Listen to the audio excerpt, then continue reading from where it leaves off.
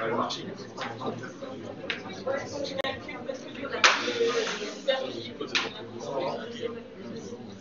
quand tu veux, ça veut dire que tu mets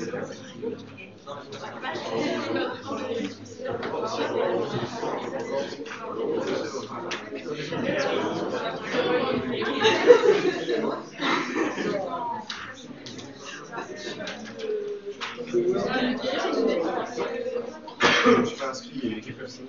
Je peux pas, alors qui sait pourquoi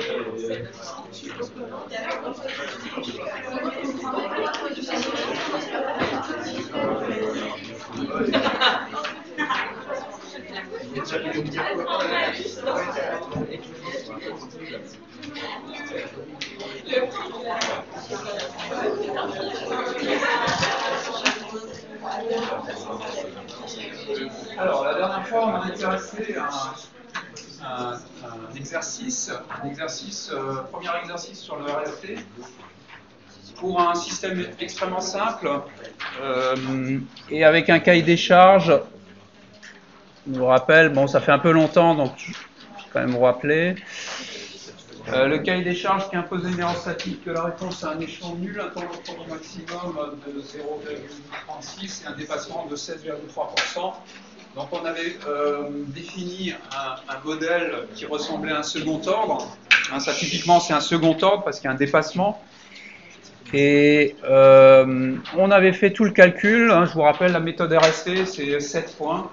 Donc on avait déroulé les 7 points de la méthode du cours. Et on en était arrivé à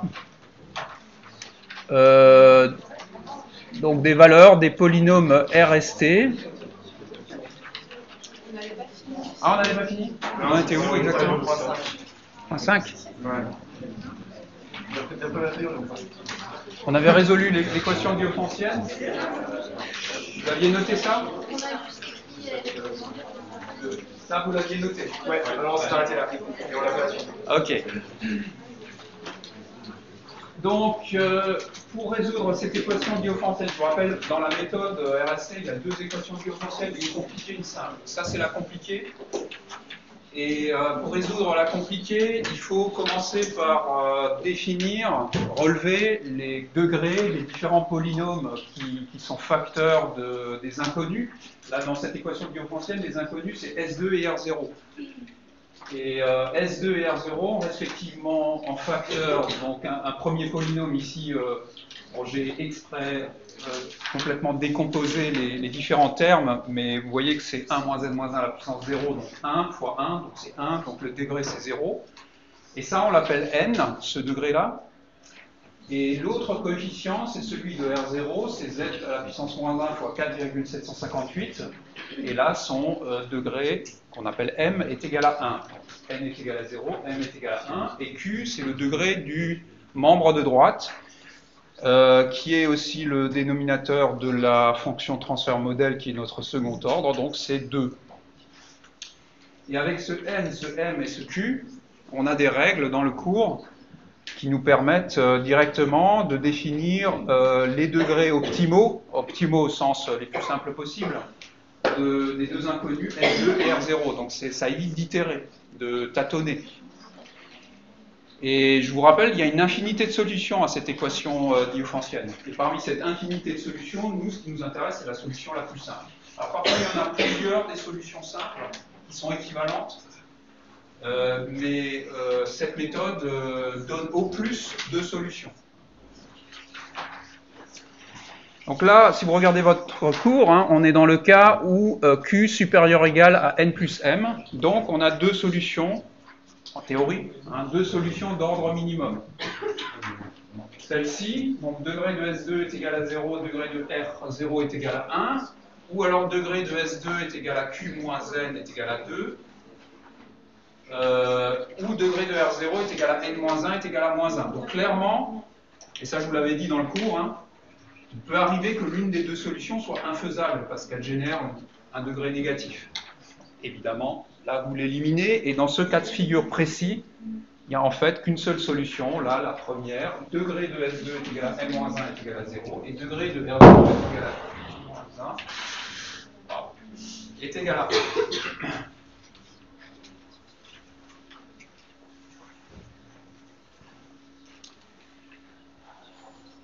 Bon, maintenant qu'on a défini les degrés, c'est plus que du calcul, hein, c'est la partie où il ne faut pas se tromper non plus, mais c'est la partie un peu fastidieuse. Hein. On définit, à ce moment-là, on particularise S2 et R0 en fonction des degrés qu'on a trouvés. Donc, comme S2 est de degré 0, bah, S2 est égal à simplement un scalaire petit s0. Comme R0 est de degré 1, grand R0 est égal à un scalaire petit r0 plus un deuxième coefficient du terme en z-1, petit r1, fois z à la puissance moins 1. Et ces valeurs particulières de ces formes, ces structures particulières des deux polynômes, on les réinjecte dans l'équation du haut et on développe. Et ensuite, il suffit d'égaler membre de gauche égale membre de droite. Pour ça, il suffit d'égaler les coefficients à parier pour le même degré de z-1. Hein. Et ça nous fait, normalement, un système de n équations à n inconnues. Ça, c'est parce que vous avez respecté ces règles-là. Si vous n'aviez pas respecté ça, si vous prenez des valeurs au pif, il n'y a aucune raison pour que ça vous fasse un système carré, que ça vous donne n équations, n inconnues. C'est parce que vous avez utilisé cette méthode-là que vous avez directement la solution, la forme de S2 et de R0 qui génère un système carré et en plus qui est la plus simple possible. Donc vous développez, vous égalez les coefficients et ça vous donne quelque chose comme ça. Hein, donc membre de gauche, membre de droite, vous trouvez effectivement déjà un second ordre côté gauche, un second ordre côté droit. Donc vous vérifiez, parce que ça on le sait d'emblée, parce qu'on l'a démontré en cours, c'est toujours vrai, que le coefficient de plus bas degré de S est égal à 1, parce que S est censé être monique, on l'a démontré. Donc si jamais vous ne trouvez pas ça, c'est que vous avez un problème quelque part. On vérifie effectivement que le plus bas degré ici, c'est 0. Le coefficient de plus bas degré ici, c'est 0. Le coefficient de plus bas degré ici, c'est 1. S0 égale 1. OK. Ça marche. Ensuite, vous égalez le coefficient du z-1. Donc ici, c'est 4,758 fois R0. Et ici, c'est moins 1,608. Donc, vous trouvez R0 est égal à moins 1,608 sur 4,758 est égal à moins 0,338. Et puis finalement, vous égalez les coefficients du z à la puissance moins 2, donc 4,758 fois R1 ici, et 0,7097 de l'autre côté. Ça vous donne R1, qui est égal à 0,7097 sur 4,758, ce qui fait 0,149. Et là, vous avez fini la partie calculatoire, fastidieuse. Bon, fastidieuse, mais il ne faut pas se tromper, hein, parce que, évidemment, la moindre erreur à ce niveau-là hein, fait qu'ensuite, plus rien ne marche. Hein. Bon, la bonne nouvelle, c'est qu'on a quand même des moyens de vérifier. Donc, je vous parlerai un peu tout à l'heure.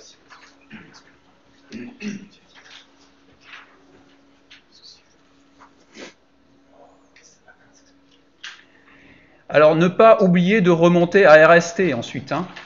Maintenant que vous avez R0 et... comment je l'ai appelé déjà? Oui, R0 S2. C'était S2. C'est pas égal à R et S. Hein. Donc, il faut multiplier par ce qu'il faut, hein, par ce qu'on a simplifié. Hein, pour remonter à R et S. Hein. Donc R est égal à A plus fois R0, A plus est connu. Hein. Donc on remonte, on vient de calculer R0 là-haut, on remonte à R en multipliant par A plus, on obtient ça.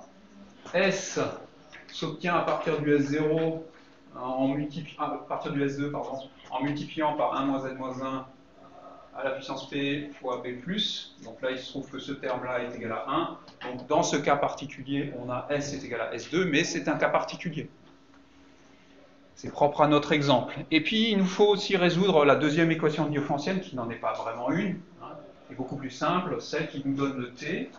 T est égal à A plus fois T0, et est égal à A plus fois BM plus fois A0, est égal à, donc BM plus c'est le numérateur, ça c'est des choses qu'on avait définies la dernière fois, BM plus c'est le numérateur, c'est ce qu'on force dans notre modèle au numérateur, hein, donc les zéros, on avait forcé 2 zéros au numérateur.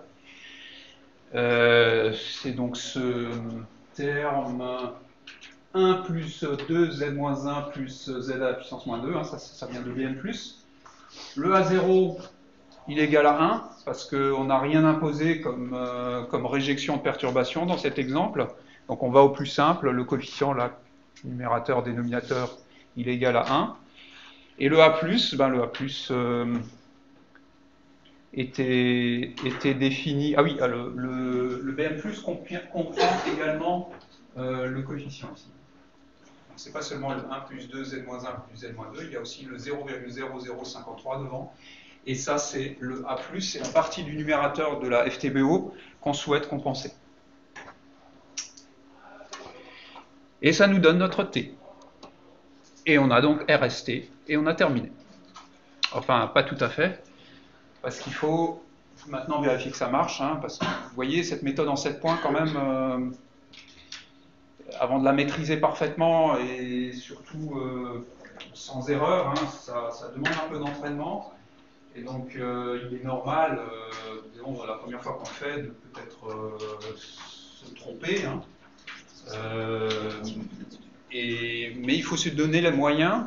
Il ne faut pas en rester là. Il ne faut pas juste contempler ce résultat-là en se disant que peut-être ça va être juste. Il faut le passer au crible de moyens de test. Hein. Alors, parmi les moyens de test, il y en a un qui est assez efficace, qui consiste à sommer les coefficients de T et de R et de vérifier qu'ils sont égaux. En effet, le R, c'est le coefficient, le gain statique. Alors, quand vous sommez les coefficients de T et de R, vous avez les gains statiques de T et de R. Le T, c'est ce qui, en régime permanent, c'est ce qui va multiplier la consigne. Le R, c'est ce qui va multiplier la mesure. Si vous n'avez pas un gain statique identique, vous n'avez aucune chance d'avoir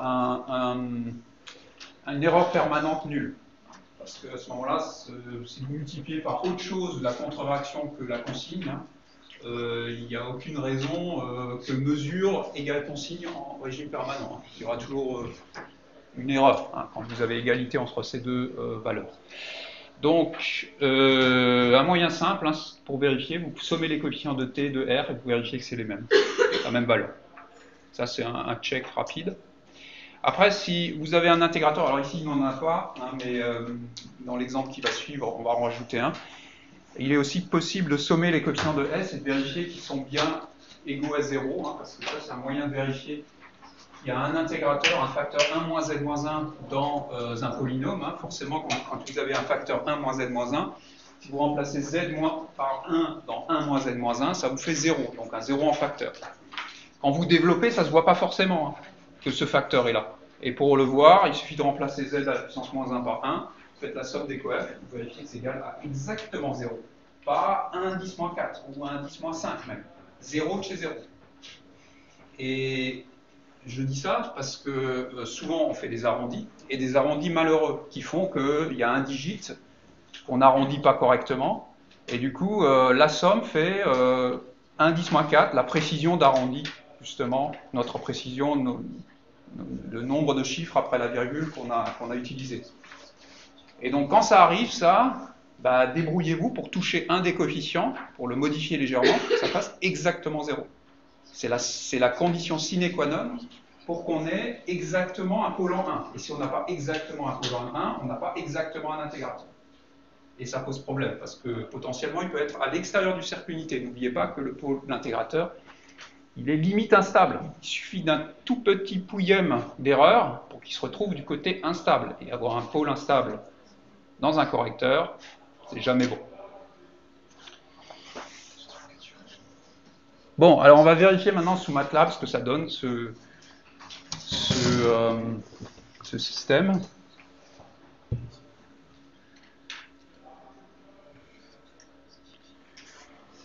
Alors...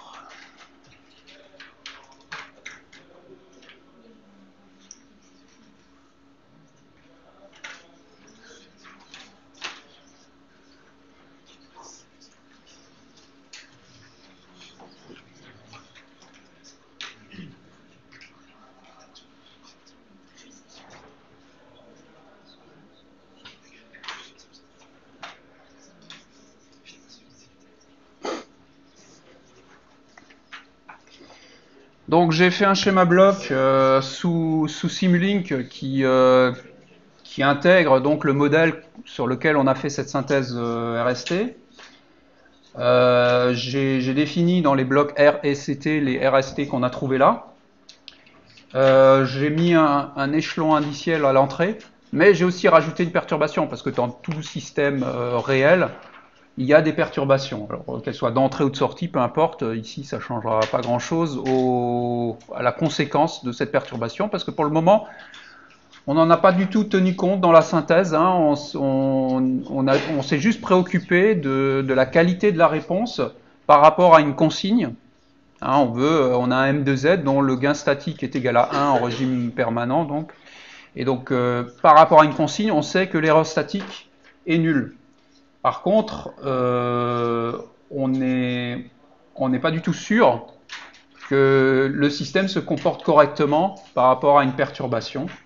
Et cette simulation va nous permettre de vérifier ce point-là.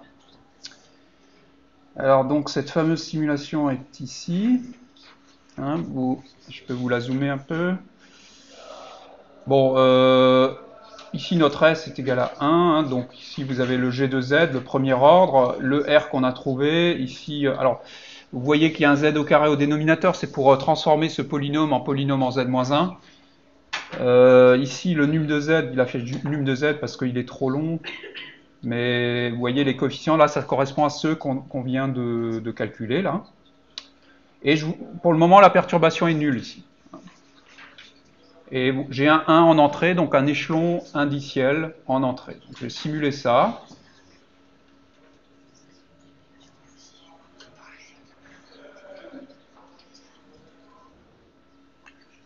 Voilà. Et la réponse est conforme à ce qu'on attendait.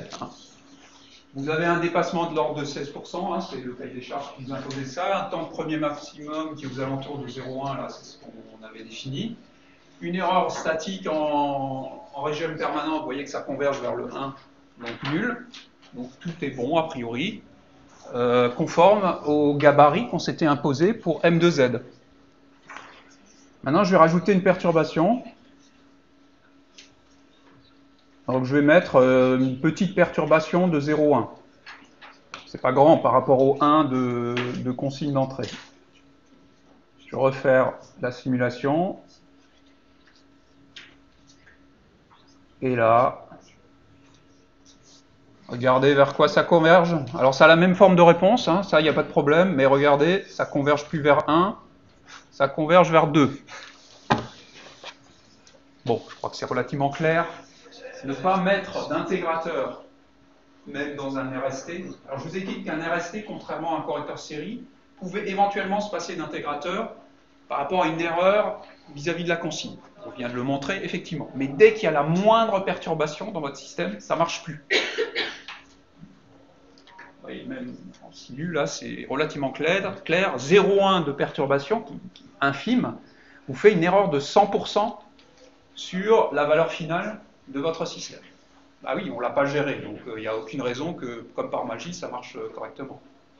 Pour rejeter une perturbation, il n'y en a pas naturellement dans le système, ici, déjà. Et pour rejeter une perturbation, bah, c'est comme d'habitude, hein, il faut mettre un intégrateur en amont, un ou plusieurs intégrateurs en amont de cette perturbation pour la rejeter. Quel est l'endroit le plus en amont dans la chaîne directe auquel on a accès? C'est le S. C'est pour ça qu'on a cette règle numéro 3, là, ce point numéro 3 dans la méthode, je crois que c'est la 3, à vérifier, on définit un petit p qui est le nombre d'intégrateurs qu'on rajoute dans S. Là, pour le moment, on a mis petit p égale 0. Donc, il suffit de refaire la synthèse maintenant avec un petit p égale 1 et voir ce que ça donne.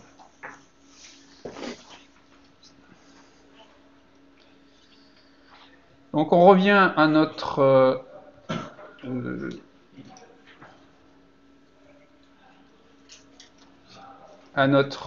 TD, là. Donc, on vient de vérifier en simulation que tout fonctionnait, à part la réjection-perturbation, ce qui nous impose de un peu revisiter notre synthèse. Alors, vous allez voir, c'est pas un travail, il ne faut pas tout refaire from scratch. Il y a déjà plein de choses qu'on peut recycler. Il y a juste le point S, là, petit p, définition de petit p, qui change, et ensuite, évidemment, ça a un impact sur l'équation diophantienne. Il faut refaire les calculs de l'équation diophantienne. Mais à part ça, tout le reste peut être réutilisé. Le M2Z, il ne change pas. Le B+, B-, A+, A-, AM, BM+, tout ça, ça reste pareil. Et même le T ne va pas changer. Le T n'est pas impacté par le S.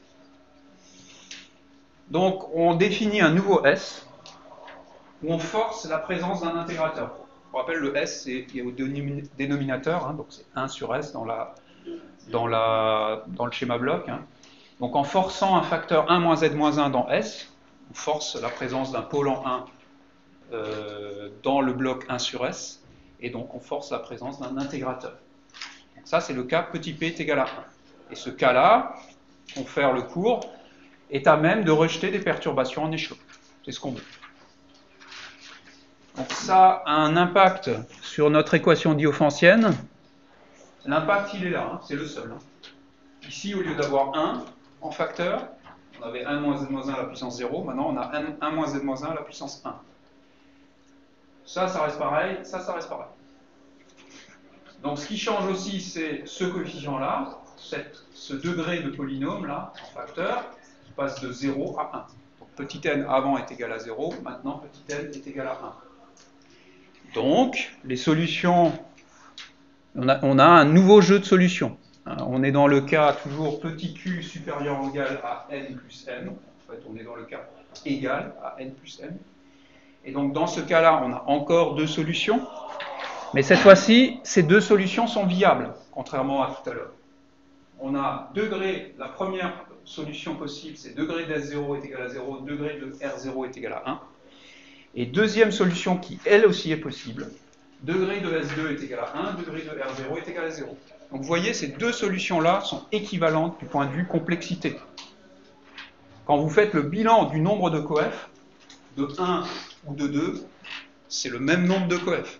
Donc c'est la même complexité de résolution du système de n équations à n inconnues. Donc c'est au choix. Il n'y a vraiment rien qui permet de dire que 1 est meilleur que 2. Vous choisissez ce que vous voulez. Moi j'ai choisi 2.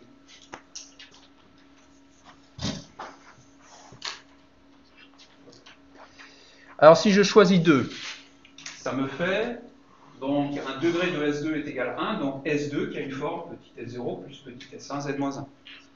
Si degré de R0 est égal à 0, le polynôme R0 à la forme grand R0 est égal à simplement un scalaire petit R0. Je réinjecte ces deux polynômes dans l'équation du haut, je développe, j'égale les coefficients de même degré, enfin de même puissance de Z-1 à gauche et à droite, et ça me fait un système carré que je résous, qui permet de me trouver les coefficients R0. S0, je sais déjà que c'est égal à 1, et S1.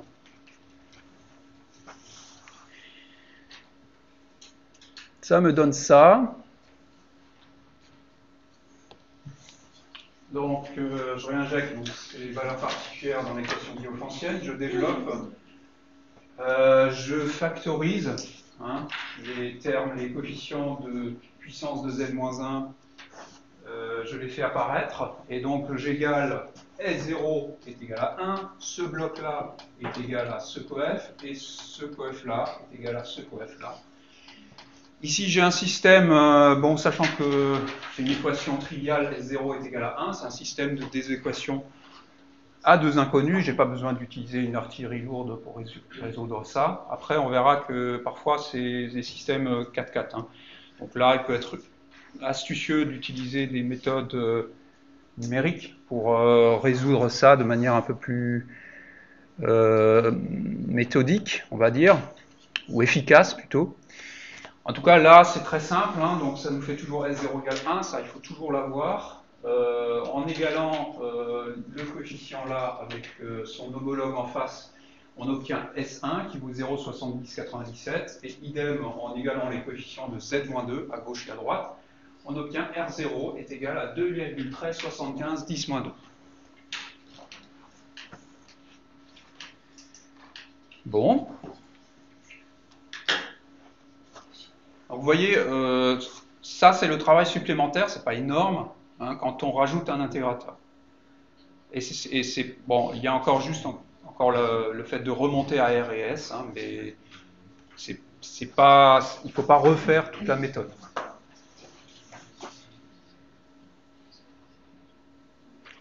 Donc à noter que le T reste identique.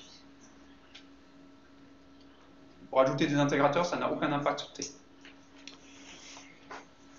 Bon, et le R et S changent et deviennent... Bon, évidemment, pour remonter à R, il faut multiplier par A+. Donc vous obtenez ce polynôme-là, 2,1375 10-2 moins 1,93 4 10-2 Z-1. Et pour obtenir S, il faut multiplier par je ne sais plus quoi, donc ce terme-là, je crois que c'est le dénominateur de la FTBO. Et ça nous donne ce polynôme-là, j'avais oublié de noter un Z à la puissance moins 2, là, que j'ai rajouté ensuite. Vérifier ici qu'il y a bien un intégrateur. Donc vous voyez, quand vous développez ici, c'est le cas que je citais précédemment. Hein. Quand vous faites la somme de ces trois coefs, là, vous avez bien 0 exactement. Pourquoi? Parce que là, vous avez le 70-97 qui vient exactement se compenser avec le 70-97 de l'ARS. Mais parfois, MATLAB notamment, vous fait des arrondis du genre, ici il met 70-98, et là il laisse 70-97. Résultat, quand vous faites la somme, vous auriez 1 10-4 d'erreur. Et là, vous n'avez plus exactement l'intégrateur. Faites gaffe, vous développez là, les arrondis doivent être cohérents avec le fait qu'il y a ce 1 Z-1 en facteur, donc la somme des coefs doit être nulle. Donc c'est le cas ici.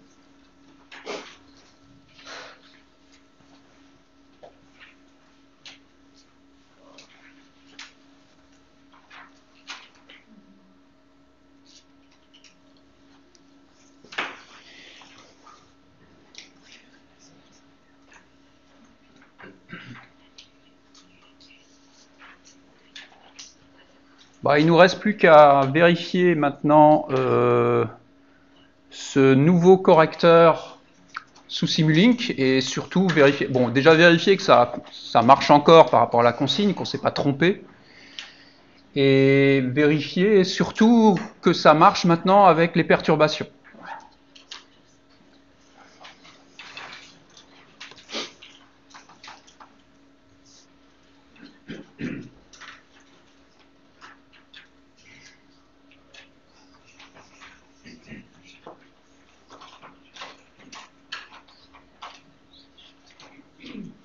Ok.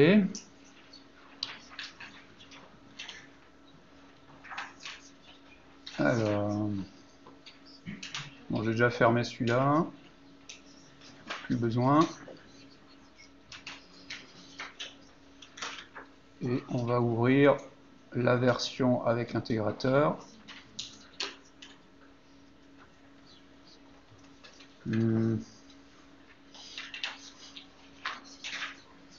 Bon, vous voyez que ce qui change par rapport à l'autre, c'est qu'ici, on se retrouve, avant on avait 1 ici, maintenant on se retrouve avec les coefficients qu'on vient de calculer là.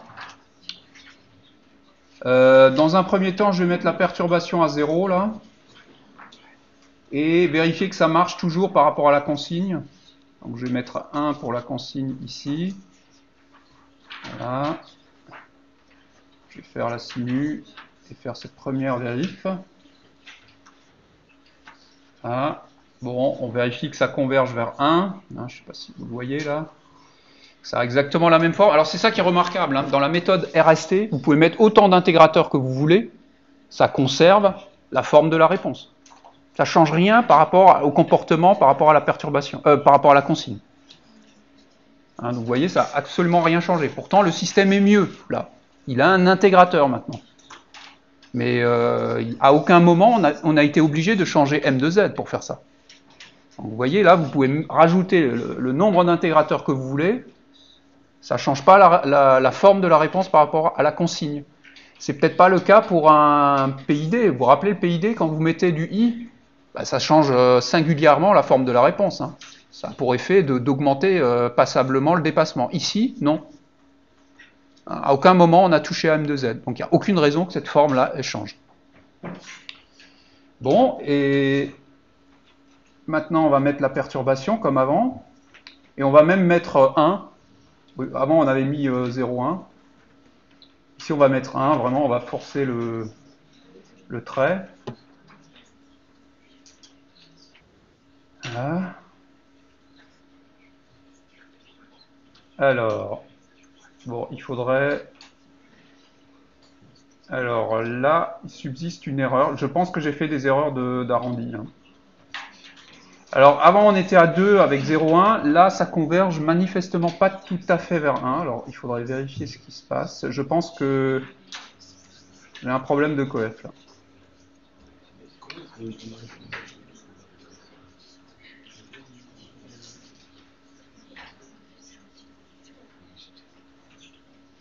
Je pense que c'est un problème de coef, de somme des coefs là, du numérateur et dénominateur. J'ai dû faire un arrondi malheureux.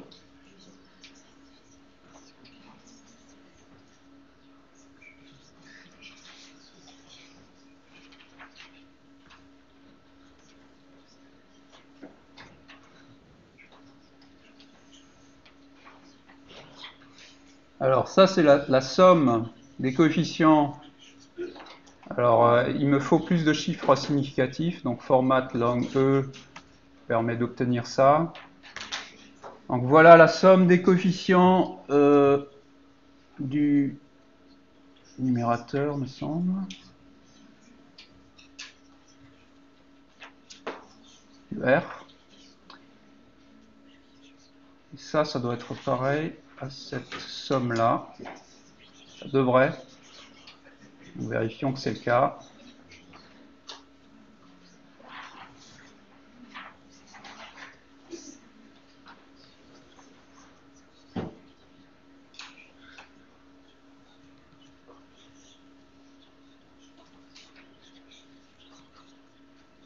Vous voyez, je me suis trompé là. Regardez, j'ai fait une erreur minime dans la somme des coefficients. Ça, c'est des problèmes d'arrondi. Hein. J'ai pour le R, j'ai 2,015 10-3. Pour le T, non, c'est l'inverse. Pour le T, j'ai 2,015 10-3. Pour le R, j'ai 2,035 10-3. Bon, ça peut paraître minime. Et vous voyez l'impact que ça a. Ok, c'est pas grand chose là, mais il faut être rigoureux là aussi. Hein. Si vous n'avez pas exactement la même somme, vous n'avez pas m de 1 est égal à 1. Ça, c'est ça que ça traduit, hein, cette erreur-là. Donc faites attention aux erreurs d'arrondi. Hein, il faut avoir somme des coefficients de R, donc gain statique de R, exactement égal à gain statique de T, parce que sinon, vous exposez à des problèmes que je viens d'illustrer là sur cette simulation. Et des problèmes qui sont là... pas négligeable quand même. Hein. Vous avez une erreur là permanente de l'ordre de 10%, c'est pas génial. Donc oui, ça c'est propre à la méthode RST. Hein. Pour éviter ce genre de soucis, faites des scripts pour calculer. Alors évidemment en examen vous ne pouvez pas faire ça, mais si jamais vous implémentez en stage un RST ou plus tard, hein, il faut scripter tout ça. Hein. Il est même possible d'utiliser des scripts qui font des calculs symboliques avec des polynômes qui vous résolvent les équations diophantiennes de manière symbolique. Alors, on l'a fait, ça marche très très bien, et ça vous permet de minimiser les erreurs de calcul et les erreurs d'arrondi aussi, et d'avoir aussi quelque chose de générique qui marche pour n'importe quel système. Bon, on va passer maintenant à une variante du correcteur RST. et ça sera la dernière partie du cours, qui s'appelle la réponse pile.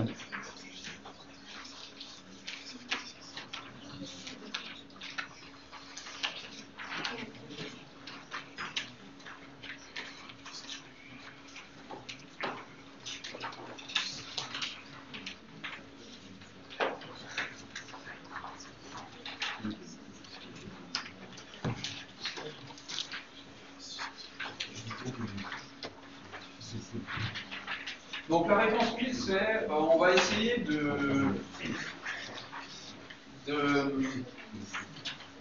trouver des cas particuliers pour la structure pour le modèle M de Z qui sont des formes de M de Z qui sont intéressantes. Et parmi toutes les formes de M de Z qu'il est possible de synthétiser pour le cahier des charges, il y en a une qui est particulièrement intéressante, c'est celle pour laquelle vous rendez le dénominateur du modèle, qui s'appelle AM, M comme modèle, vous rendez le plus simple possible. Le rendre le plus simple possible, c'est faire AM est égal à 1.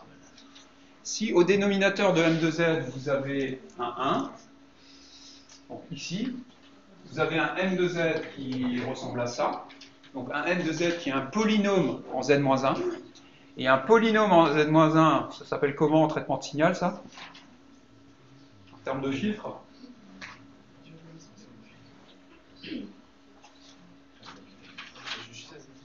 Filtre à réponse impulsionnelle finie. Non? T'as pas vu ça? Si? Ok.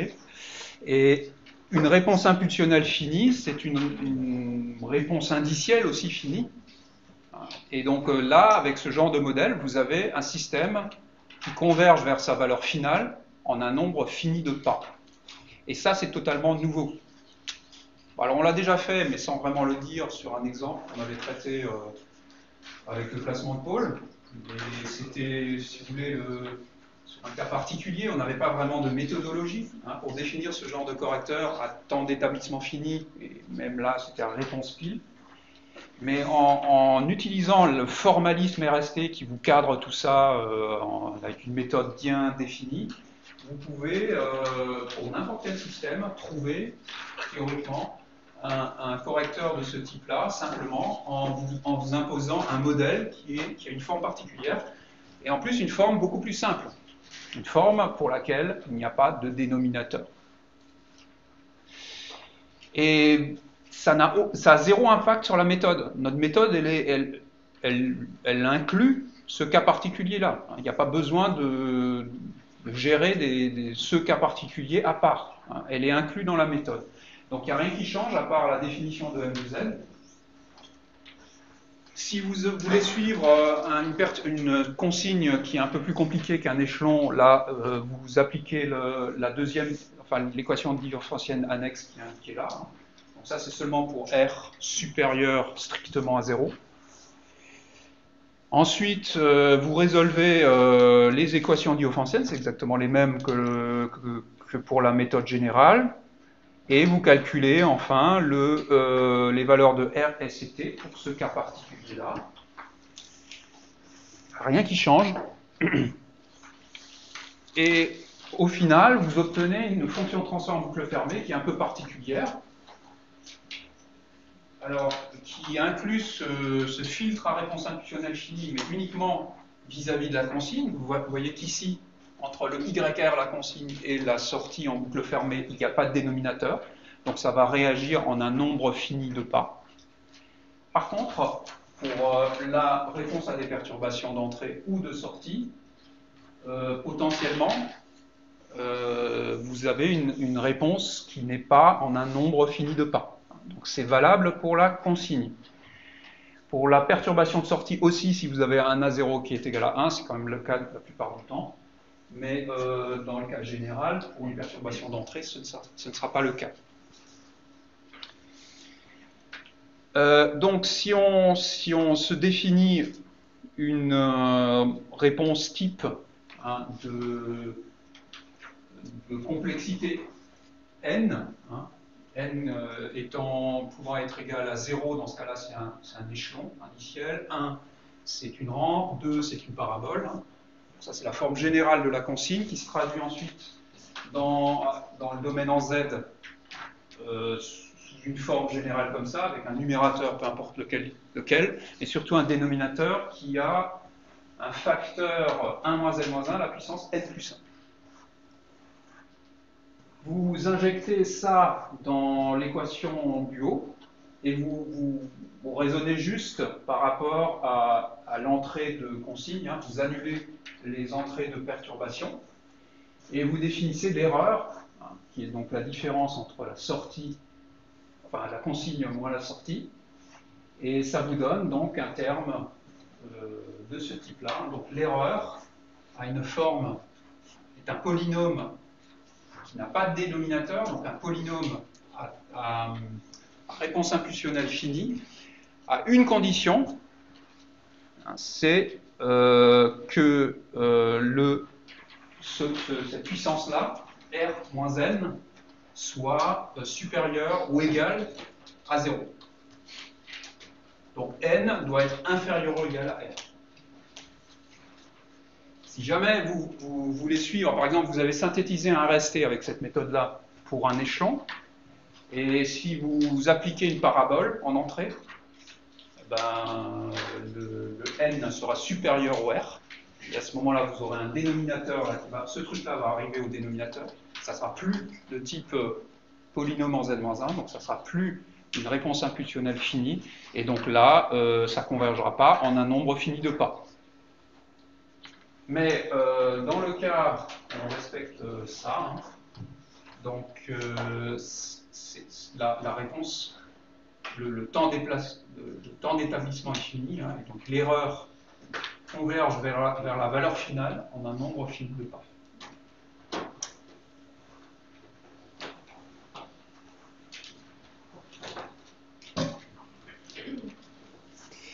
Alors, aussi, deuxième chose, c'est que ce temps d'établissement fini, on le souhaite le plus court possible. Et là, en l'occurrence, ça va dépendre de ce B0. Hein. Ce B0 qui est la solution de l'équation diophantienne annexe, qui est là. Hein. Et évidemment, hein, dans cette équation diophantienne annexe, comme d'habitude, mais si vous respectez la méthode du cours, c'est ce que vous aurez naturellement, vous avez une infinité de solutions, et parmi cette infinité de solutions, si vous respectez la règle, vous trouverez la solution de degré minimal. Donc ici, le B0 de degré minimum, et donc ici aussi, le nombre de pas au bout duquel l'erreur converge vers sa valeur finale le plus court possible. Donc la réponse la plus courte possible.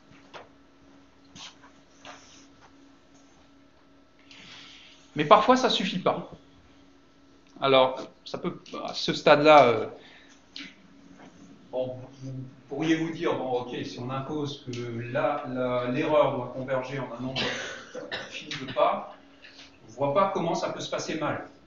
Qu'est-ce qui pourrait faire qu'il y ait un artefact quelque part qui fasse que ça se comporte pas comme on veut, sachant que ce qu'on veut, c'est que la sortie converge vers notre consigne, et là on a quelque chose qui nous dit que ça va converger en un nombre fini de pas. Mais parfois ça peut se passer mal, et j'ai une simulation qui va vous le prouver, parce que nous on s'intéresse que à ce qui se passe au niveau des pas d'échantillonnage. Là, la transform Z vous modélise le système échantillonné, donc ce qui se passe exactement aux instants d'échantillonnage. On ne s'intéresse pas à ce qui se passe entre les pas d'échantillonnage. Et dans un cas particulièrement pathologique, bon, c'est vraiment pathologique, hein, mais ça peut arriver, vous pouvez avoir des comportements non stables, donc oscillants, hein, entre les pas d'échantillonnage, qui fait que finalement le système n'arrête pas d'osciller, alors que vous ne le voyez pas parce que vous échantillonnez la valeur à des instants particuliers où effectivement on a l'impression que c'est stable. Je vais vous montrer ça. On va montrer ça. On va faire une simulation qui met ça en évidence. Alors c'est un cas particulier. Pour se prémunir de ce cas particulier, on va imposer des contraintes supplémentaires. Donc le précédent, là, en faisant A, M est égal à 1, s'appelle le temps d'établissement fini. Vous rajoutez ces contraintes supplémentaires, là, qui vont imposer en fait un U, une commande stable au bout d'un nombre fini de pas. Ces contraintes supplémentaires-là, avec le temps d'établissement, va s'appeler réponse pile. Quand vous rajoutez ces deux contraintes supplémentaires-là, B plus est égal à 1 et le système contient R intégrateur, à ce moment-là, la réponse passe du temps d'établissement à la réponse pile. Et là, vous avez la garantie que ça se passe bien également entre les périodes d'échantillonnage. Donc, est-ce qu'on peut le faire pour tous les systèmes? Oui, sans problème. On peut ajouter... pour un échelon, parce que vous voyez que R, là, c'est égal à 0 lorsqu'on veut suivre un échelon initial. Donc, dans le cas où on veut suivre un échelon, le système contient toujours 0 intégrateur, pas de problème. Ça, c'est pas vraiment une contrainte pour un échelon, ça serait une contrainte pour une grande part. Et B plus égale 1, ça, on le maîtrise. B plus, c'est ce qu'on veut compenser dans le numérateur de la fonction transfert en boucle ouverte. Alors, même s'il y a un 0 qui est compensable, qui est du bon côté du disque unité et tout, bon, ok, si on veut faire une réponse pile, on ne le compense pas, c'est tout. On peut choisir de ne pas le compenser et de faire B plus égale 1. Donc vous voyez que pour un échelon initial de consigne, on peut toujours faire une réponse pile. Ces deux conditions-là, on les maîtrise. On ne les maîtrise plus à partir du moment où on veut faire une réponse pile pour une rampe, par exemple. Dans ce cas-là, il faudrait que le système naturellement ait un intégrateur. Sinon, on ne peut pas y arriver. Alors, on refait le calcul là, donc par rapport à une entrée générique, donc de difficulté n, qui a une forme de ce type-là. Et cette fois-ci, on fait le calcul par rapport à U. U, dont l'équation est rappelée là-haut, on va faire équation 14 du début du cours. On réinjecte ce YR là-dedans et on obtient une forme qui est de ce type-là. Alors on voit qu'on a un 1 moins z moins 1 ici, qu'on l'a laissé, et du coup on a au numérateur 1 moins z moins 1 à la puissance R moins n. Alors on l'a laissé volontairement parce qu'en multipliant à gauche et à droite par ce 1 moins z moins 1, il va disparaître ici, et du côté gauche on aura 1 moins z moins 1 U de z. Qu'est-ce que c'est 1 moins z moins 1 U de z? C'est la variation de U entre deux pas d'échantillonnage. Donc si la variation de I, donc imaginez que ça, on le mette là. Là, on a la variation de U entre deux pas d'échantillonnage. Si la variation de U entre deux pas d'échantillonnage est constante au bout d'un certain nombre de pas d'échantillonnage, c'est-à-dire à une fonction transfert de type filtre à réponse institutionnelle finie, à ce moment-là, ça veut dire que U ne varie plus au bout d'un certain temps. On ne veut pas U égale 0 au bout d'un certain temps, comme avant. On veut U ne varie plus au bout d'un certain temps. Parce que pour certains systèmes, comme par exemple le chauffage de cette pièce, vous avez bien conscience que lorsque on atteint 20 degrés la consigne, par exemple, le chauffage, il n'est pas à 0. Sinon, ça va chuter la température. Il est à tant et tant de kilowatts. Donc, ce qu'on veut en régime permanent, c'est un U qui a convergé vers sa valeur de croisière, on va dire. Et donc, ce n'est pas juste U de Z là qu'on veut avoir de type réponse intuitionnelle finie, mais c'est variation de U de Z. C'est pour ça que ce 1 moins Z moins 1, on l'a extrait. Et bien dans ce cas-là, si on respecte donc la contrainte, ce coefficient-là positif, c'est-à-dire n inférieur ou égal à R, à ce moment-là, on a U qui devient une constante au bout d'un nombre fini de pas, qui est le degré de ce polynôme-là, voilà, qui est de type réponse intuitionnelle finie. Et ça s'appelle une réponse pile. On a forcé deux choses. On a forcé la réponse entre consigne et sortie. On l'a forcé de réagir en un nombre fini de pas. Et en plus, on a forcé la commande qu'on applique au système à converger vers sa valeur finale en un nombre fini de pas. Et en garantissant, et ces deux contraintes-là, qui s'appellent la réponse pile, garantissent qu'on n'aura pas de problème.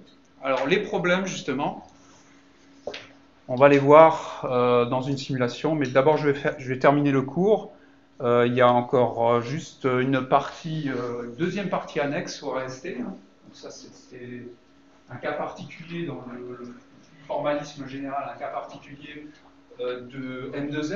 Hein, on simplifie le M2Z, qui est intéressant du point de vue pratique aussi. Et là, il y a un deuxième cas particulier, comment se ramener à un correcteur qu'on connaît déjà, un correcteur série. Je vous ai dit que le RST, c'est le couteau suisse de la commande numérique. Et à l'intérieur de ce couteau suisse, il y a une lame, plus simple, peut-être plus petite, qui correspond à tout ce qu'on a déjà vu avant, à savoir les correcteurs série. En effet, si vous faites R est égal à T dans RST, vous pouvez simplifier le schéma bloc sous cette forme-là. Donc au lieu d'avoir le T ici et le R ici, si ces deux blocs-là sont égaux, vous pouvez les ramener là-haut. Donc là j'ai mis R, mais j'ai aussi pu mettre T, ils sont égaux. Et vous vous ramenez au cas correcteur série. Et on peut se poser la question, si on impose cette contrainte-là, R est égal à T, donc on se ramène à tout ce qu'on a déjà vu avant, on a un correcteur plus simple. Quel est l'impact sur la méthode de calcul en cette forme? On va la revisiter pour ce cas particulier. Le problème, c'est qu'ici, vu que c'est comme si vous aviez trois boutons, hein, dans le cas général, ces trois boutons R, S et T sont complètement découplés, vous pouvez les régler indépendamment. Là, dans ce cas particulier, vous couplez deux boutons ensemble, ils tourneront simultanément, donc forcément, vous avez moins de degrés de liberté pour la synthèse. Ça aura forcément un impact. Au niveau de la synthèse, vous ne pourrez pas faire autant de choses que vous pourriez faire lorsque vous laissez les trois boutons complètement libres. Donc on repart, on revisite la méthode. Donc le premier point ne change pas. Il faut commencer par mettre le système sous une forme adéquate. Je vous rappelle, hein, le A doit être monique. Il faut isoler un Z à la puissance moins D au numérateur. Il faut que des polynômes en Z-1.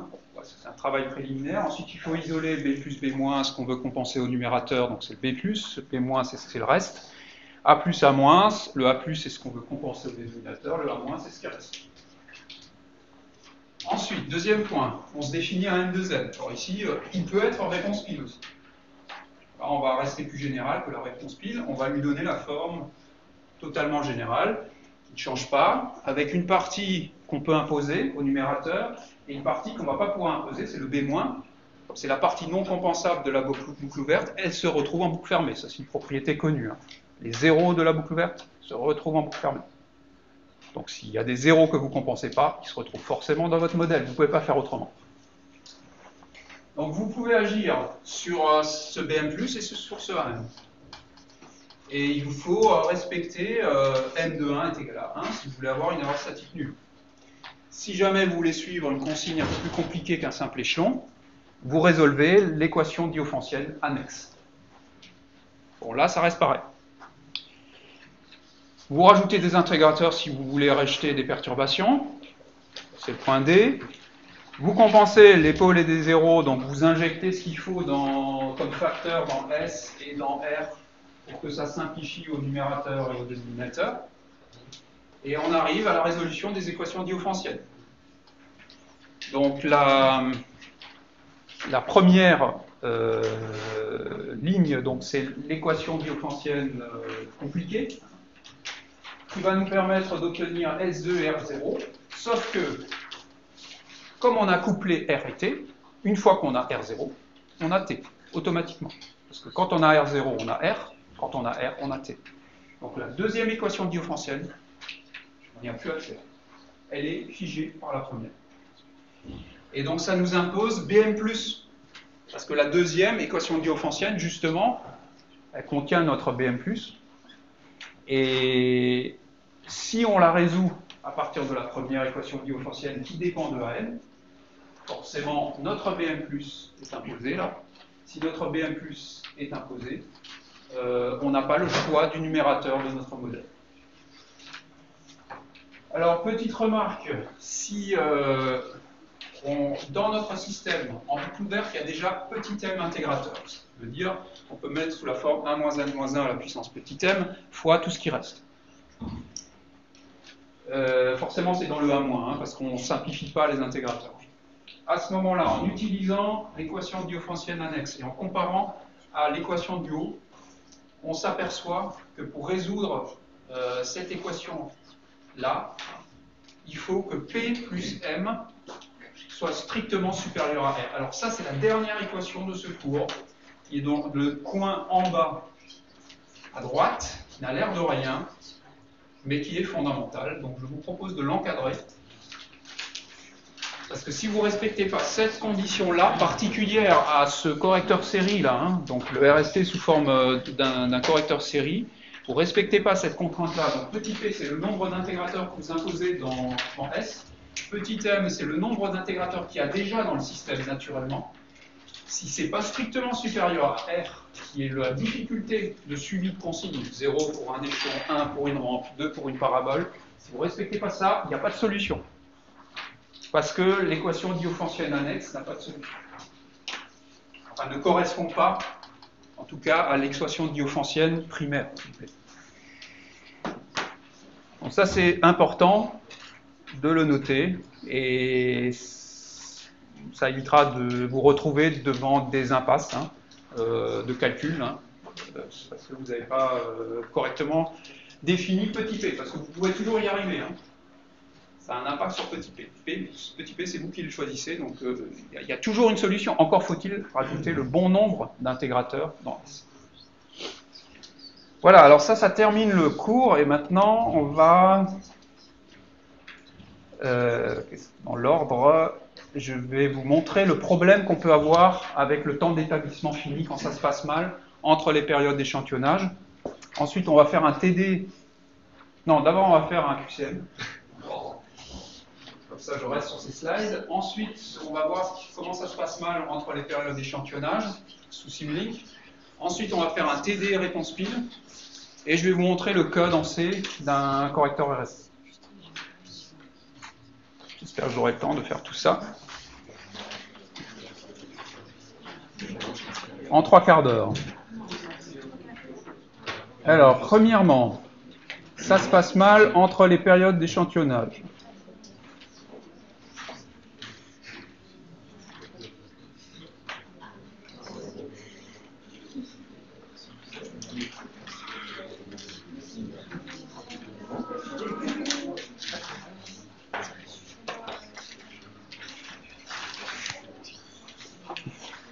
Je vous ai fait là une synthèse d'un correcteur à temps d'établissement fini, pas une réponse pile, juste en faisant AM est égal à 1, pas en imposant là les trucs sur U2F. C'est un correcteur en plus qui est de type série. Donc non seulement il est de type temps d'établissement fini, mais en plus j'ai fait T est égal à R. Donc c'est un correcteur série, il n'y a pas de préfiltrage. Pour un système qui est super pathologique, vous voyez que c'est S carré plus 2S, donc c'est un système qui a un pôle en moins 2. Bon, il n'est pas si pathologique que ça en fait, non. Il a un pôle en moins 2 et un intégrateur. Bon. Non, non, je pensais qu'il était plus pathologique que ça. Non, ça va encore. C'est un premier ordre avec intégrateur.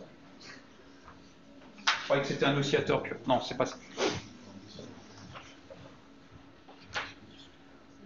Alors, je simule ce système-là. Et je commence par afficher la sortie.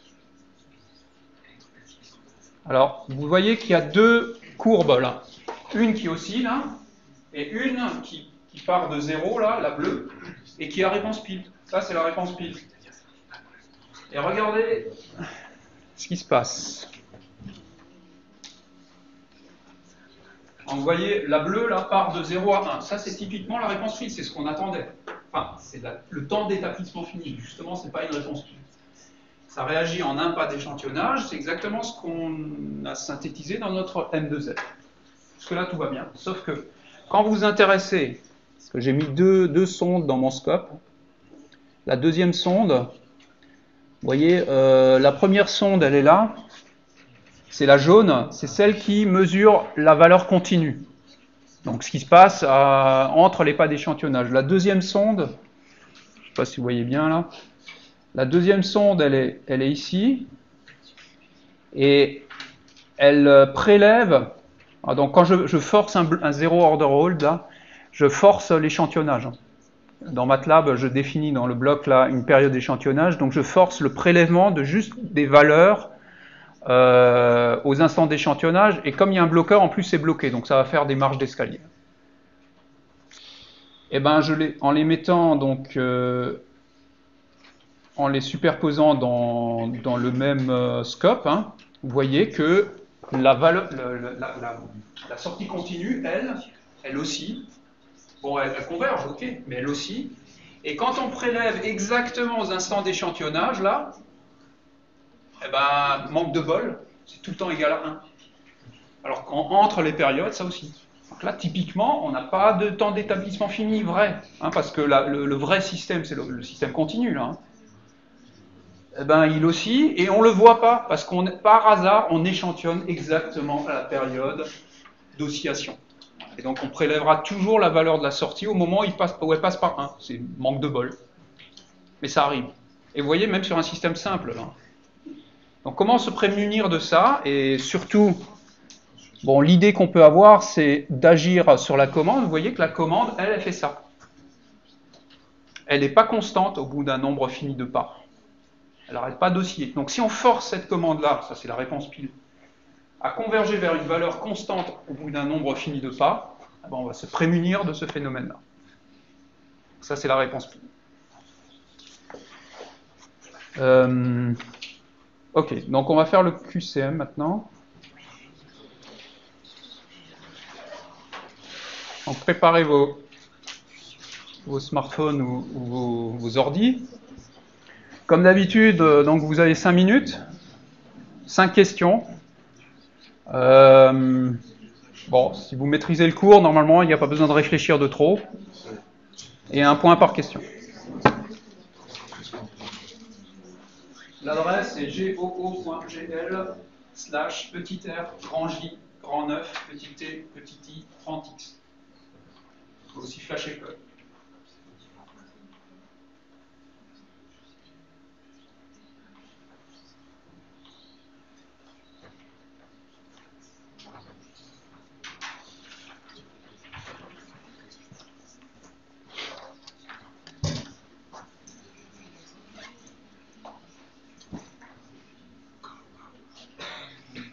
Et vous avez jusqu'à 41.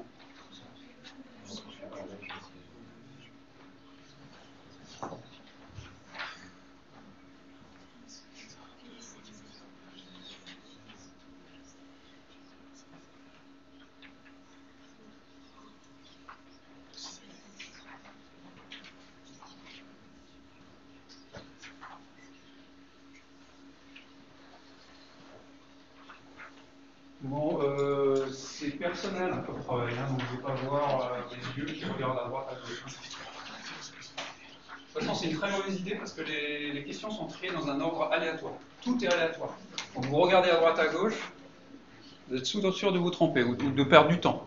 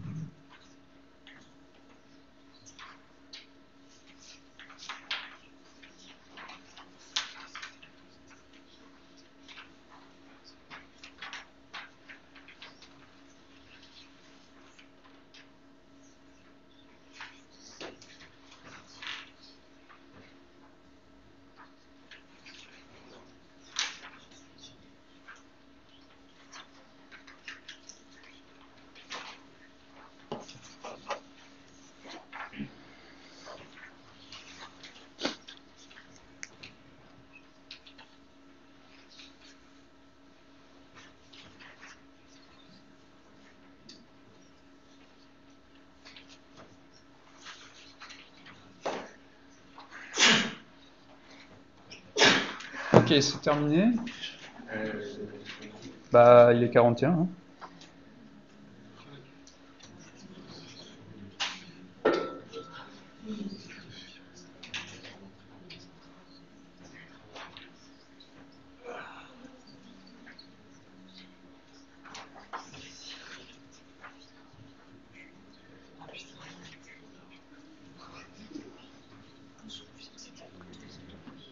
Alors, 39 réponses, ok. On va voir.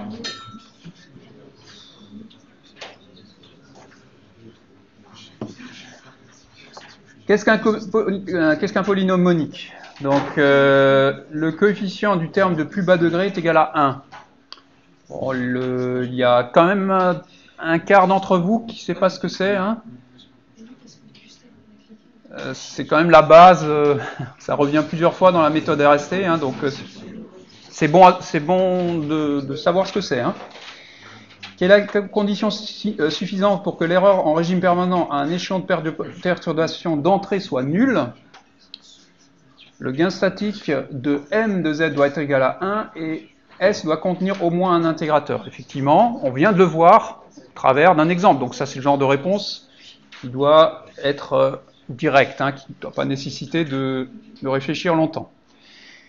Quelle est la condition suffisante pour que l'erreur en régime permanent à un échelon de consigne soit nulle? Là, bon, là aussi, on vient de le voir, hein, mais là, c'est beaucoup plus mitigé. Le gain statique de m de z doit être égal à 1. C'est la seule condition. Il n'y a pas besoin de forcer autre chose dans... Il n'y a pas besoin de forcer un intégrateur. On vient juste de le voir. Donc, ceux qui n'ont pas répondu ça, bon, c'est pas la majorité, hein. C'est une petite moitié hein, d'entre vous qui a bien suivi le cours. Tous ceux qui m'ont répondu ça, manifestement, ils n'ont pas compris ce que j'ai dit. Donc, ça serait bon de revoir la vidéo, hein, par exemple, de me poser des questions éventuellement aussi, et de refaire peut-être les exercices ou le TD là qu'on a fait en cours. Que vaut B- avec une FTBO qui est donnée là? Alors, B-, je vous rappelle, c'est ce qu'on ne souhaite pas compenser au numérateur. Mais c'est aussi le gain. Hein. Et je vous rappelle que le B sur A, le G de Z, je viens juste de le rappeler juste avant, hein, exprès. Il faut le mettre sous la forme retard pur fois un polynôme en Z-1 divisé par quelque chose qui est monique. Monique. Et donc... quand vous divisez par 2, là, parce que pour le rendre monique, celui-là, il faut diviser par 2, hein, numérateur et dénominateur, ça vous fait un 0,5 au numérateur.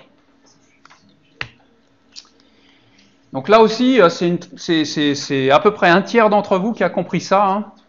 Donc là, il y a un manque de pratique. Ça, si vous bon, c'est pas... Ça vient en s'exerçant, ça. Hein. Vous avez déjà commencé les TD RST? Ok, bon, après la séance de TD, normalement, ça devrait... aller mieux ce truc-là. Enfin bon, je vais quand même répéter exprès juste avant, j'ai insisté là-dessus. C'était pour que, justement parce que je savais qu'il y avait la question dans le QCM. Hein. Et là, la question la plus difficile, que vaut A+ avec une FTBO la même qu'avant?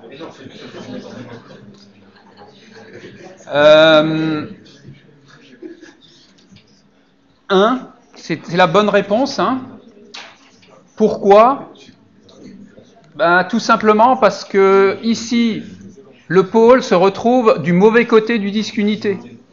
Le pôle étant moins 0,5, hein, quand vous le calculez, et moins 0,5 c'est le demi-disque de gauche. Le demi-disque de gauche, on a dit on ne voulait pas compenser ces pôles. Donc on ne le met pas dans le A+. Et donc comme il n'y a rien d'autre, A+ est égal à 1. A+ est monique. Voilà. Ok, donc c'était sans doute le QCM le plus difficile, mais enfin on arrive à la fin du cours, c'est un peu normal. Hein. Donc pour tous ceux qui ont encore des hésitations, là, il faut quand même, c'est des notions qui doivent être maîtrisées pour l'examen. Hein. Je vous rappelle, à l'examen, il y aura forcément un RST. Hein. Vous pouvez vous exercer aussi en regardant l'archive des examens, hein. En tout cas ma partie, il y a les corrigés. sur un certain nombre d'examens, hein, donc vous pouvez vous entraîner avec ça. Je les associerai sur la page des vidéos, là, dans la playlist, vous aurez aussi les liens vers les archives des examens, mais seulement quand tout sera fini. Ok, maintenant on va faire un TD réponse pile.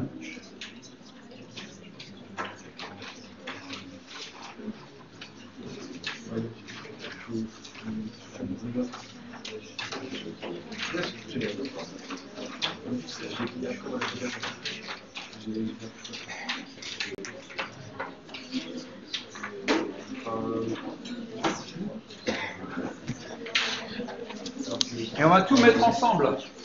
On va non seulement faire une réponse pile, mais en plus, on va la faire sur un système série. Donc là, on a toutes les contraintes du RST regroupées dans ce TD. Hein, pour un système qui est donné déjà sous sa forme échantillonnée, là. On s'économise cette première partie de ce premier travail, hein, bon, c'est pas vraiment le but là. On vous donne l'association, donc bloqueur fois système continu, échantillonné, ça donne ça. Donc c'est un système du second ordre avec 1, 0. Il se trouve que lorsque vous calculez les pôles complexes, les pôles du dénominateur, enfin les pôles du système, donc les racines du dénominateur, vous obtenez des complexes conjugués. Donc c'est un système de type réponse second ordre sous-amorti. On veut synthétiser un correcteur série réponse pile pour une entrée en échelon. Il faut préciser le type d'entrée pour laquelle on veut synthétiser la réponse pile. Donc ça nous donne la valeur de petit r. On rappelle la petite équation, la dernière en bas à droite, là, elle inclut le petit r. C'est important. Et là, c'est pour un échelon. Petit r est égal à 0. Le RST a donc cette forme-là particulière. Il n'y a pas le bloc T, là, vu qu'il est égal au R, égal au bloc R. Et donc on peut ramener T et R au numérateur, là. Et donc on se ramène un simple correcteur série de fonction transfert R sur S.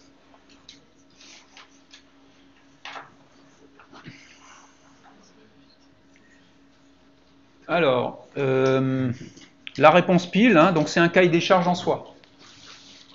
Hein, quand on dit réponse pile, on n'a pas besoin de préciser temps de réponse de temps et temps, dépassement de temps et temps. C'est une réponse pile point barre. Hein, ça fait un certain nombre de contraintes dans la méthode qui se suffisent à elles-mêmes, notamment le AL qui est égal à 1. Alors, première étape de la méthode, toujours la même, c'est transformer le G de Z qui n'est pas naturellement sous une bonne forme, là. Vous voyez que ce n'est pas des polynômes en Z-1, là. Donc, première étape, c'est se ramener à une forme standard pour la méthode RST. Donc, faire apparaître le retard qui est forcément de 1, que le système soit causal, au moins de 1, peut être de plus, mais au moins de 1. Un facteur polynôme de Z-1 là, qui va s'appeler B, qui est simplement le résultat de la division de Z plus 0,9 divisé par Z au carré. Pourquoi Z au carré? Parce que c'est la puissance de plus haut degré de toute la fraction polynomiale, hein, donc du dénominateur en l'occurrence. Hein, donc c'est par ça qu'il faut diviser pour arriver à avoir des polynômes en Z-1 partout. Et donc quand vous divisez par Z au carré au dénominateur, vous obtenez déjà un 1 pour le coefficient de plus bas degré, donc il est monique. Mais si vous aviez eu autre chose, là, comme dans le QCM par exemple, il y avait eu un 2 par exemple, il aurait encore fallu diviser par cette valeur-là pour faire apparaître un 1 ici. Ça, c'est pas la peine pour celui-là. Donc petit d, donc le retard est égal à 1. B-, B+. Alors ici, vous voyez qu'au numérateur, ça vous fait un 0 qui est du mauvais côté, qui est en moins 0,9. Donc on ne va pas le compenser de toute façon. Mais en plus, la méthode réponse pile impose un B+ égal à 1. Bah, ça tombe bien. On n'avait de toute façon pas envie de le compenser.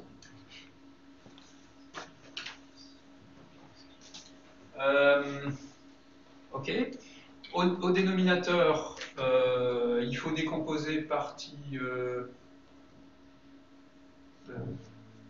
Oui, donc, pardon, avant de faire le dénominateur, le B-, donc comme B plus est égal à 1, il y a tout le reste dans B-, y compris le coefficient. Voilà. Au dénominateur, A plus A-. Alors là, je vous ai dit que quand on calculait les racines là, du dénominateur, on avait deux complexes conjugués. Ah, il se trouve qu'ils sont du bon côté du disque unité, mais ici, on souhaite, enfin, on ne va pas les compenser. On peut, hein, c'est notre choix. Hein, on peut décider de ne pas compenser des pôles. Et ça, c'est par rapport à ce qu'on avait déjà fait sur certains exemples. On compensait les pôles par des zéros. Vous vous rappelez, c'est pas super robuste. Hein, si on ne compense pas parfaitement bien ces pôles oscillants par des zéros, ben, ça marche pas aussi bien que quand on fait ça sur des pôles réels. Donc là, on estime qu'on a identifié, allez, pas super bien ce terme-là oscillant. On a une incertitude, donc on estime que la compensation ne sera pas assez précise, et donc on décide de ne pas la faire. Voilà, pour une fois. Mais on peut, hein. C'est notre libre choix. Donc on met tout dans A-, et forcément, donc, si on décide de rien compenser au dénominateur, ça oui. Un terme quoi? Où? Non, regarde, le Z-1 il est là. C'est le Z-D. On l'isole.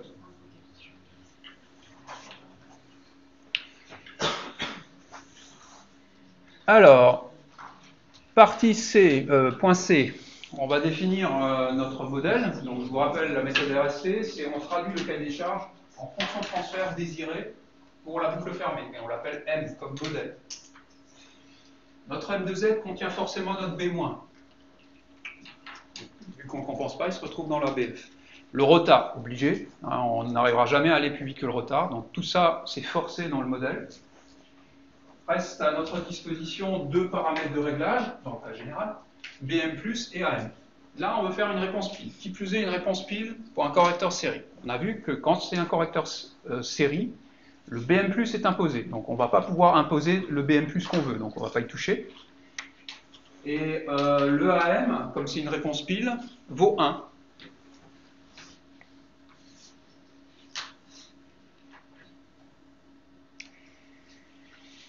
Ok, donc sachant que le BM+ va être résolu automatiquement par l'équation diophantienne, hein, donc c'est pas la peine de le... J'ai déclenché un OK Google, c'est pourtant... Parfois il bug. C'est assez drôle parce que il y avait une histoire de gamin aux États-Unis qui avait commandé avec le Alexa de Amazon une maison de poupées et des sucreries. Hein, donc, voilà. Et puis donc ça a fait les gros titres aux États-Unis. Et donc forcément il y a les news qui ont dit comment ça s'est passé. Donc qui ont dit exactement le message qu'a dit la petite fille pour commander sa maison de poupées et ses sucreries. Résultat, tous ceux qui avaient l'Alexa à côté de la télé sont vus livrer une maison de poupées et des sucreries. Alors, on en est où? Ouais, donc M de Z, on rappelle donc, que le gain statique doit être égal à 1, donc M de 1 est égal à 1, ce qui implique B- de 1 fois BM plus de 1 est égal à 1. Ensuite, on vérifie les deux contraintes réponse pile, B plus égale 1 et au moins R intégrateur dans le système, comme R est égal à, dans le système en boucle ouverte.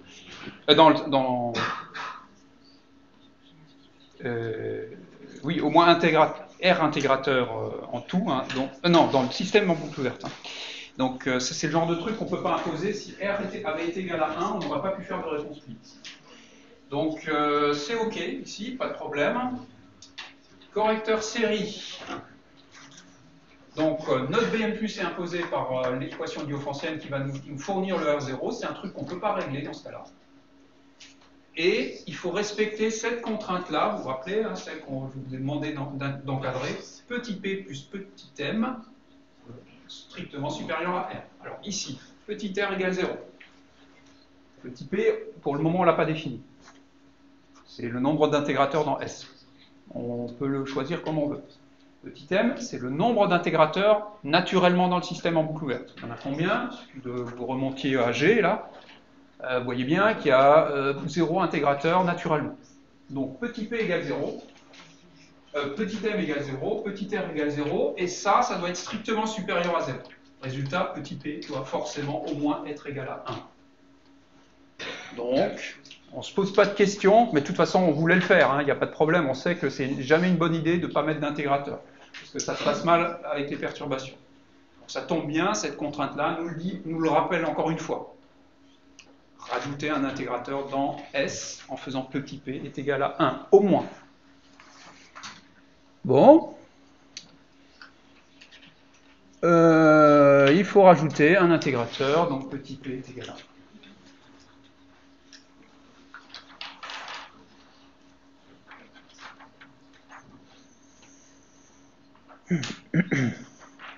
Donc voilà la forme de S, voilà la forme de R. Et on résout maintenant l'équation diophantienne. Ah, trop vite, ok.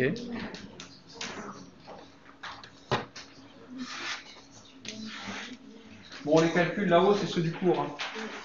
Vous les avez déjà dans le cours. Hein. Les deux lignes du haut, là.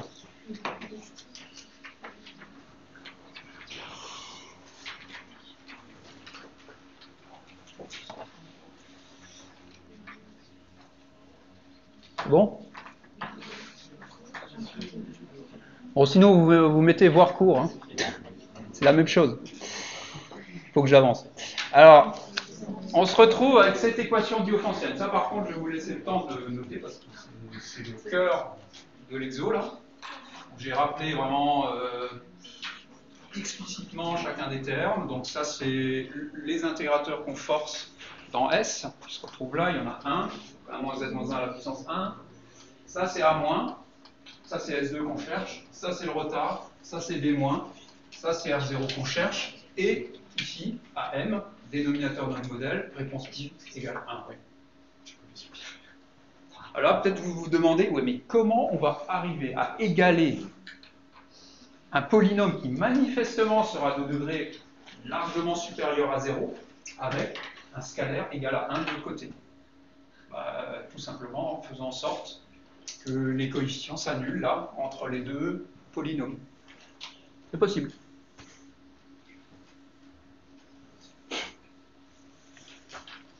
Bon, la méthode impose, c'est toujours la même, hein, de relever le degré du premier facteur égal à 3, le deuxième facteur égal à 2, le degré du second membre égale 0, et on applique la méthode qui permet de sélectionner les degrés de S2 et de R0, et dans ce cas-là particulier, on obtient, on est dans le cas petit q strictement inférieur à n plus m, et dans ce cas-là, il n'y a qu'une seule solution, degré de S2 est égal à n-1, donc est égal à 1, et m-1 pardon, est égal à 1, et degré de R0 est égal à n-1 est égal à 2.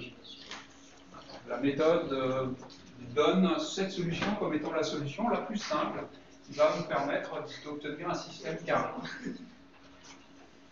Ensuite, on particularise S2 et R0 en fonction de ces degrés-là. Donc, degré de S2 est égal à 1, donc S2 à la forme 1 plus S1 à la puissance moins 1. Alors, j'ai directement mis 1 ici, hein, parce que maintenant je sais que c'est monique, on ne va pas à chaque fois refaire le truc.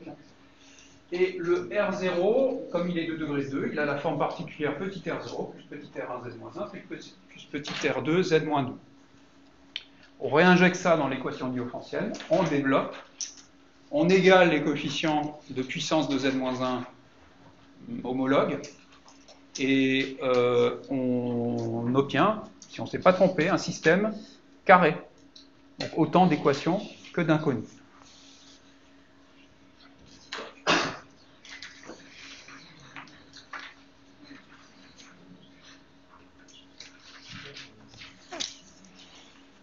Donc voilà après développement qu'on obtient. Et là, ça commence à devenir un peu plus compliqué.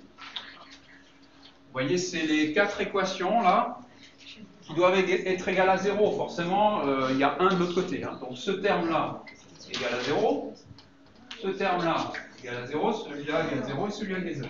Un système de 4 équations à 4 inconnus, les inconnus qui sont R0, R1, R2, S1.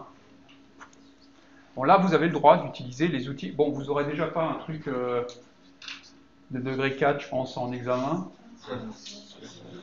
Mais là, on peut utiliser donc, les outils numériques et ça, on peut le mettre sous forme matricielle.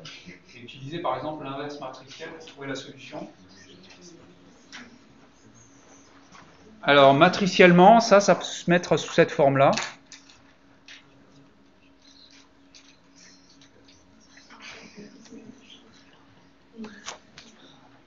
Vous définissez le vecteur des paramètres S1, R0, R1, R2 et vous définissez, vous mettez le problème sous la forme AX est égal à B, A étant une matrice carrée, 4, 4, fois X, vecteur des inconnus, égale B, vous mettez au second membre tous les termes constants.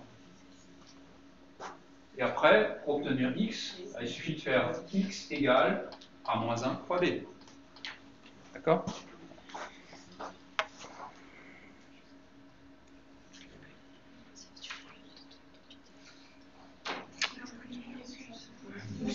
Ok.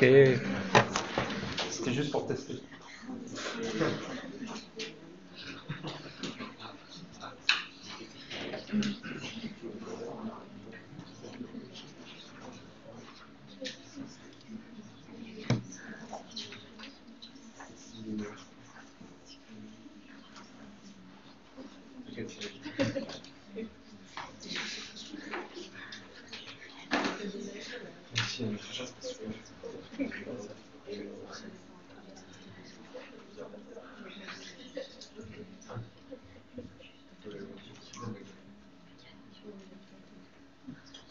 Bon.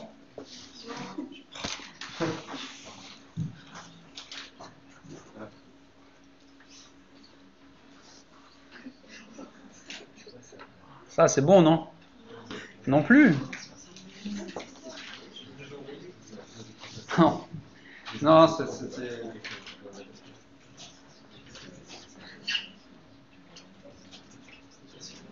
On remarque avec les QCM, maintenant je pourrais me le permettre. C'était ma façon de faire venir en cours. C'était pas divulguer tout. Ouais, je pourrais vous l'envoyer. C'est vrai.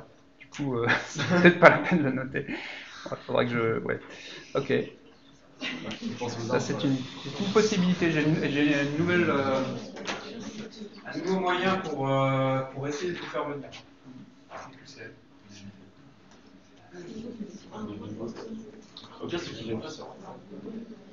Puis sinon, vous pouvez prendre en photo aussi. Hein. J'ai vu qu'il y en a certains qui n'hésitaient pas à prendre en photo. C'est peut-être mieux, ouais, parce que là, on perd du temps. Là. Monsieur, après, on a notre cours sur nos photos et sur notre cours, on perd tout. Hein? Comment? Si après, on a un côté notre cours en photo et notre cours sur feuille, c'est pas pratique, c'est dispersé. Et c'est un peu où tu perds la moitié. Non, je vais mettre les PDF, je pense, que maintenant, je sais pas si je peux les mettre directement en lien, là, au même endroit où il y aura les examens. Je pense que je vais faire ça, et puis les...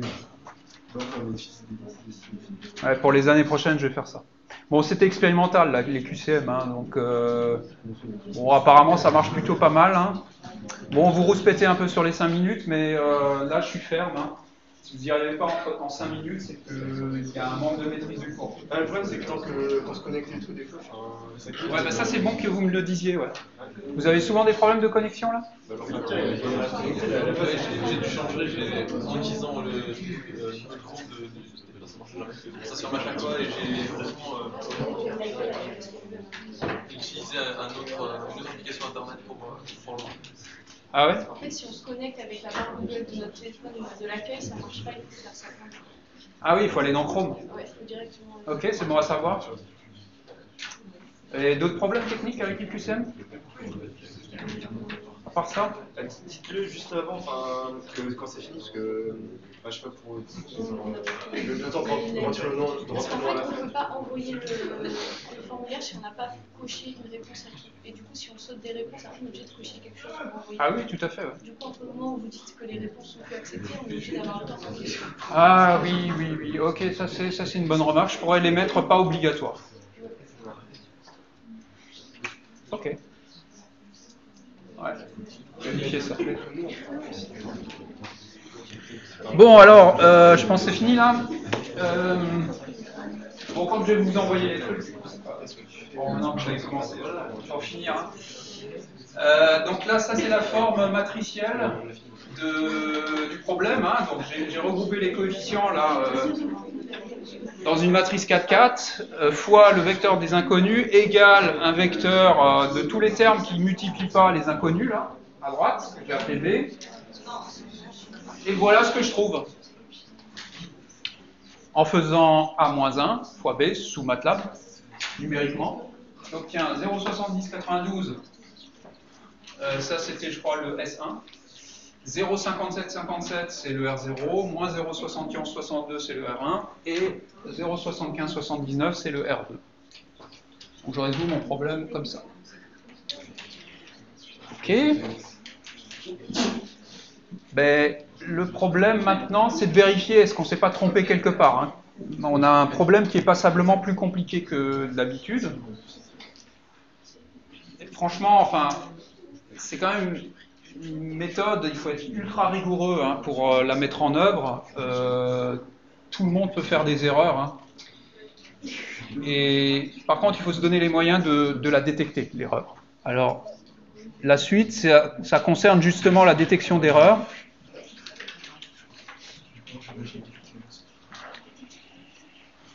Donc d'abord on remonte à R et à S, hein. Je vous rappelle que T est égal à R, donc on a besoin de calculer T. Hein. R est égal à A plus fois R0, donc est égal à R0 comme notre A plus est égal à 1. Donc on reprend les coefficients là du R, donc c'est à partir de la deuxième ligne du vecteur, là 0,5757, moins 0,7162 Z-2, moins 1, plus 0,7579 Z-2.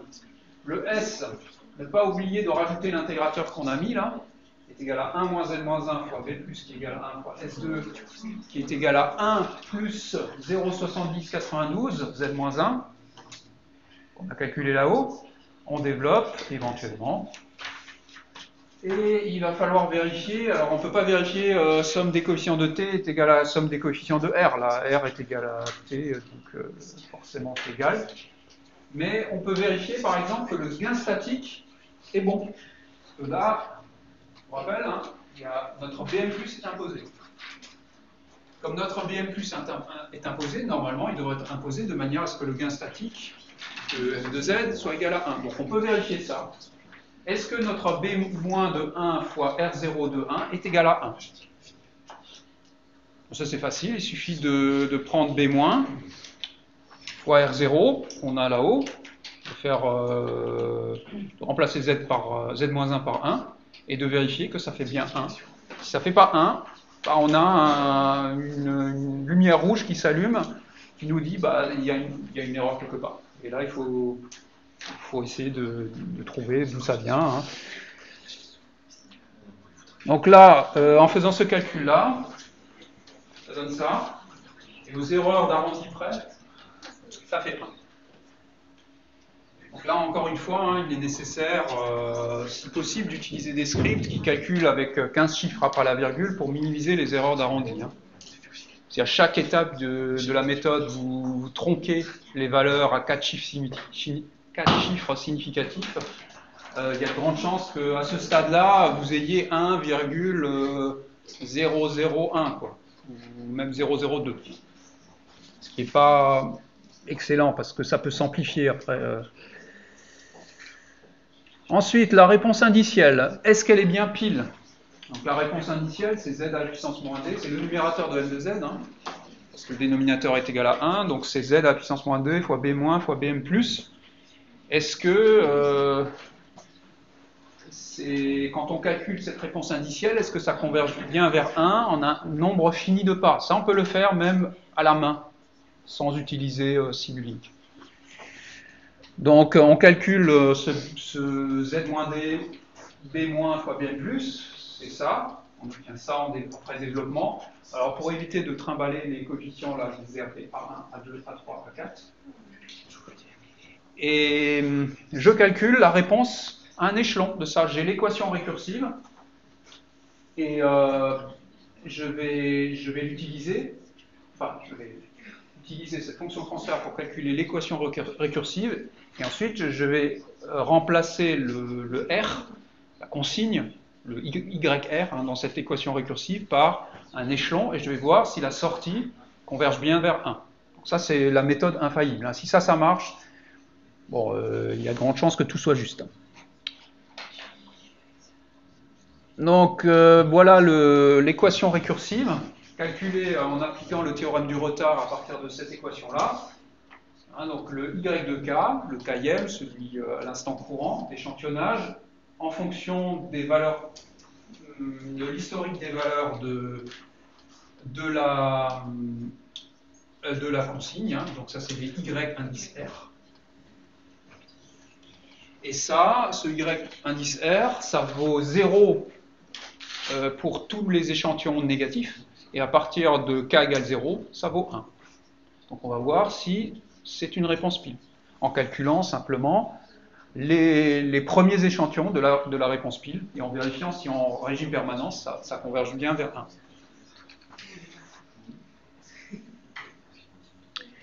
Donc voilà le calcul. Le Y de 0, vous voyez, quand vous remplacez K par 0 là, dans ce terme de droite, il n'y a que des indices négatifs. Indice négatif, ça veut dire échelon qui est encore nul. Il passe à 1 à t égale 0.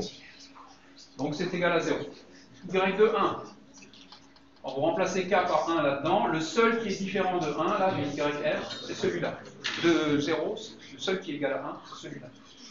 Donc le premier coefficient, c'est A1, et A1, vous voyez, qui est égal à 0,4908. Ensuite, le Y de 2, pareil, c'est la somme A1 plus A2, 0,3219. Y de 3, c'est la somme A1 plus A2 plus A3, 0,4185.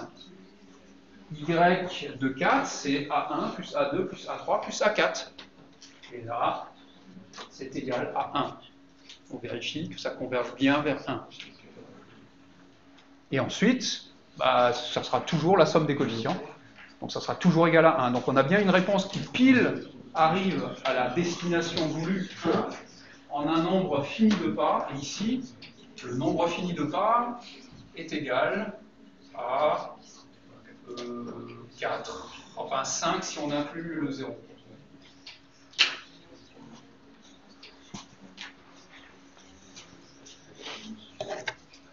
Bon.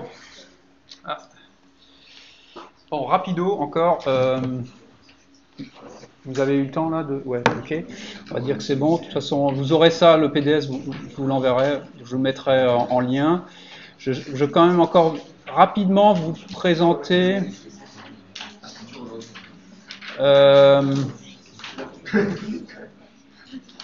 un code RST.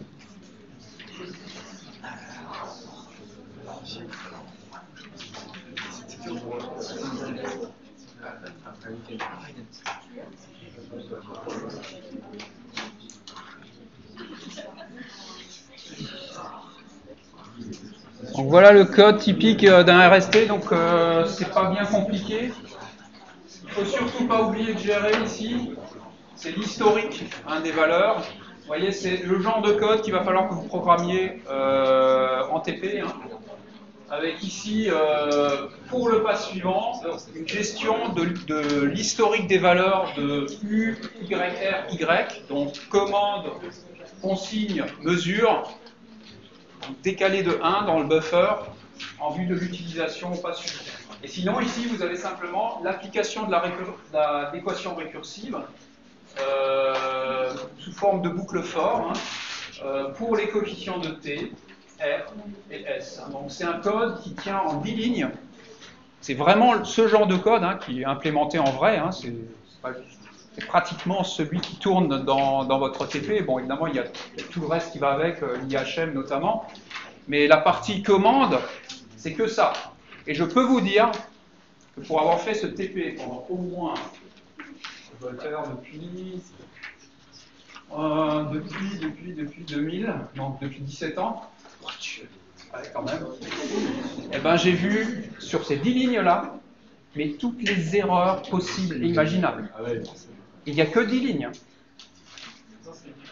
Donc, le code de commande numérique, il doit être fait de manière parfaitement rigoureuse. Il y a moyen de se tromper, il y a moyen de faire des erreurs. Enfin, pour ça, vous avez une créativité qui est absolument phénoménale, hein, en moyenne. Hein. Non, je ne vous parle pas de vous en particulier, mais de toutes les promos là, que j'ai pu suivre sur ce TP. Et donc, un des buts de ce TP-là, c'est de vous former à la rigueur. Vous allez forcément rencontrer des erreurs, faire une partie des erreurs là, que j'ai pu rencontrer, et ça vous montrera que la moindre petite erreur est fatale. Et il n'y a que 10 lignes. Voilà, ça termine ce cours. Donc, enfin, la prochaine étape, c'est le TP.